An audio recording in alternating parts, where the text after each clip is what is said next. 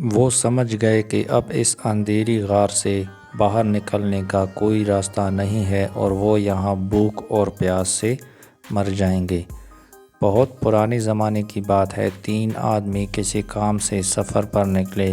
راستے میں اچانک اندھیرا چھا گیا اور تیز بارش کے ساتھ طوفان شروع ہو گئی۔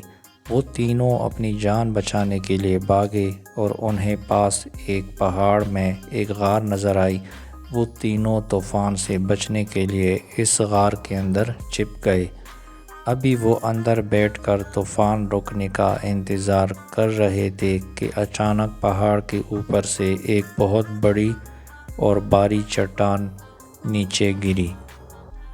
وہ چٹان سیدھے غار کے منہ پر آ کر رک گئی، جس سے غار کا دروازہ پوری طرح بند ہو گیا۔ غار کے اندر بالکل اندھیرا ہو گیا۔ انہوں نے مل کر چٹان کو ہلانے کی بہت کوشش کی، لیکن وہ پتھر اتنا بھاری تھا کہ وہ اسے 1 انچ بھی ہلا نہ سکے۔ وہ سمجھ گئے کہ اب اس اندھیری غار سے باہر نکلنے کا کوئی راستہ نہیں ہے اور وہ یہاں بھوک اور پیاس سے مر جائیں گے۔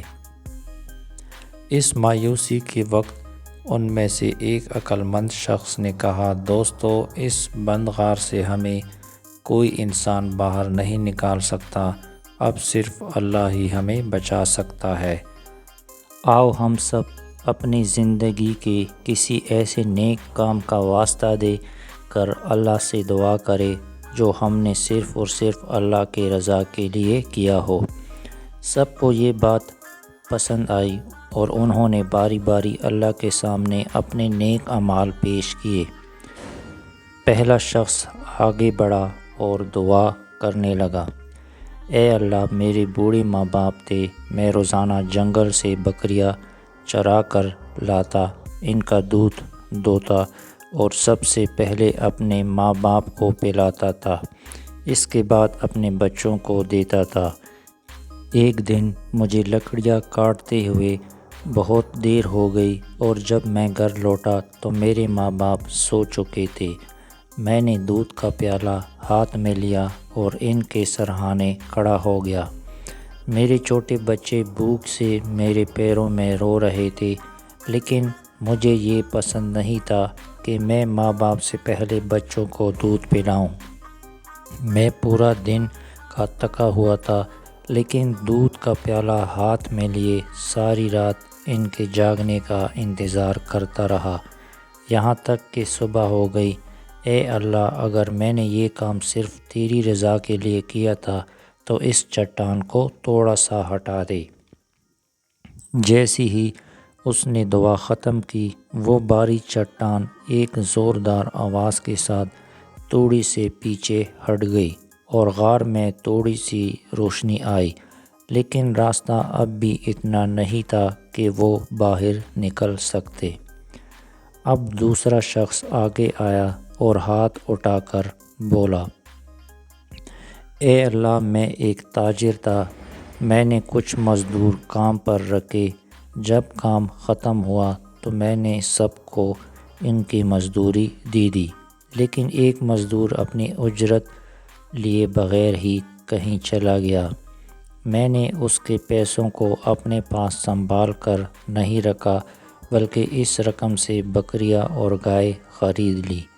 اللہ نے اس میں اتنی برکت دی کہ اس سے جانوروں کا ایک بہت بڑا غلہ بن گیا اور ایک چرواہا بھی رکھ لیا۔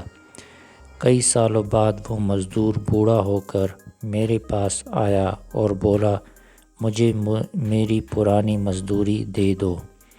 میں نے سامنے لہراتے ہوئے جانوروں کے غلے کی طرف اشارہ کیا اور کہا، یہ تمام بکریاں، گائے اور چرواہا تمہارا ہے، لے جاؤ۔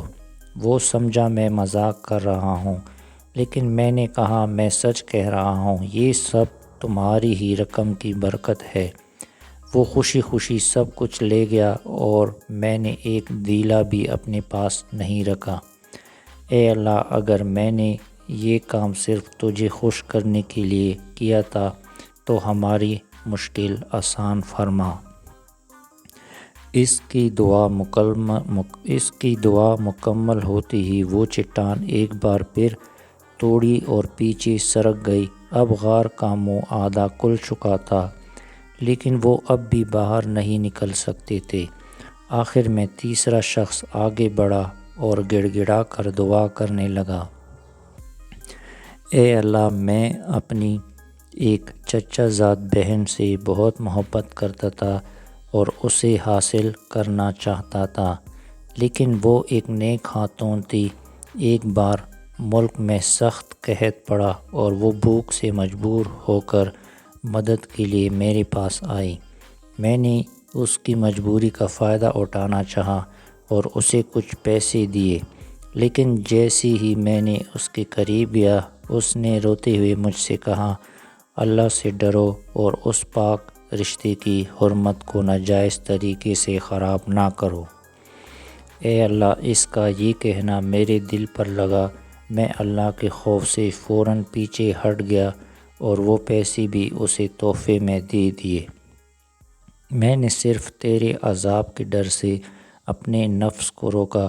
اے اللہ، اگر میں نے وہ گناہ صرف تیرے خوف کی وجہ سے چھوڑا تھا تو اس پتھر کو پوری طرح ہٹا دے۔ جیسے ہی اس تیسرے شخص کی دعا پوری ہوئی، ایک زوردار گرج ہوئی اور وہ چٹان غار کے دروازے سے پوری طرح ہٹ کر نیچے گر گئی۔ غار کا راستہ بالکل صاف ہو گیا۔ تینوں دوست خوشی خوشی غار سے باہر نکلے، اللہ کا شکر ادا کیا اور اپنے سفر پر روانہ ہو گئے۔